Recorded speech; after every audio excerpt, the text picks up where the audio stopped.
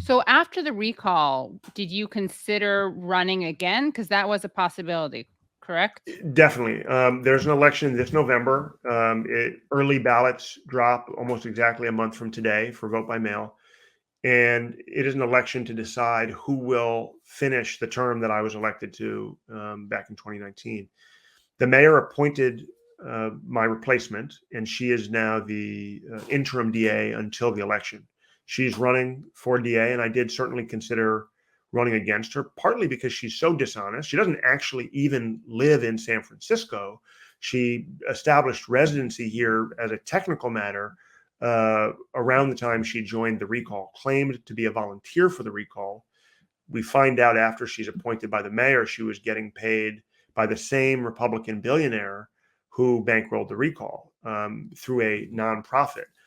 And, so it's a level of dishonesty and lack of integrity that is just really offensive and has no place in an office charged with administering justice and making life and death decisions about prosecuting crimes and imposing sentences. We have a video of the woman who replaced you making some interesting statements. Maybe we can play this video and then you can put into context what she's talking about. Understand, right, why people may be concerned or may have been concerned. I only did what was legal. I had a separate role for a separate organization that was a job, and I was a volunteer on the campaign. They were two separate things. One had no influence on the other. In hindsight, I wish, maybe I think now, having not been a politician before, but being in a political role now, it would have been beneficial, I think, to disclose that sooner, just for the sake of transparency. But from a legal standpoint, I did nothing wrong or illegal. And so I think that this is all being used, quite frankly, as a distraction from the actual work that's being done to keep San Francisco safer right now. So what's your response to that? Well, I mean, it's just patently, I don't know if we're allowed to use this language, but it's BS. Yes. I mean, it's just bullshit. You don't quit your job, say you're a volunteer for a campaign, sign an apartment for a luxury lease in a luxury apartment in San Francisco. First time she ever voted in the city was the beginning of 2022, right? If you're not in it for politics. But she held herself out and was held out by the recall campaign as a volunteer, when in fact the same billionaire backer of the recall, the biggest individual donor, William Oberndorf, who's given Mitch McConnell more than $6 million to help take control of the Senate, was paying her through a nonprofit that has the same name, the same lawyer, the same address, and the same board chair to be a front person for the recall. You're not volunteering when you get paid, I think it was $153,000 over a 6-month period. That's good volunteer work if you can get it. To say that it's a distraction, it goes to the heart of whether or not she can be trusted by voters in San Francisco.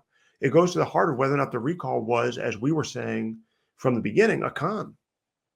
All the people who were being held out as volunteer activists and people who were protesting events that we would put on, all these people, it turns out, were getting paid through a nonprofit.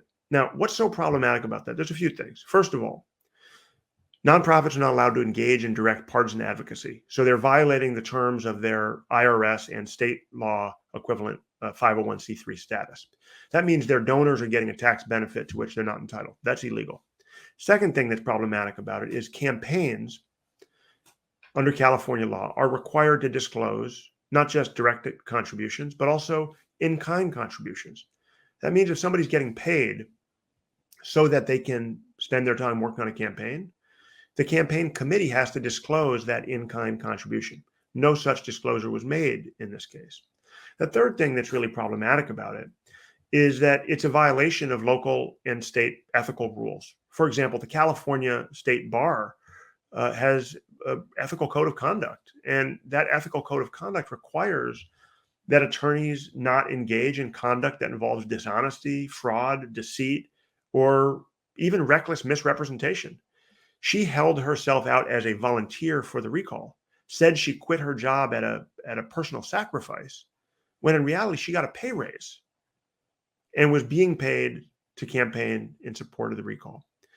It's dishonest, it's unethical, and it does not reflect well on the integrity of the convictions that her office is going to secure.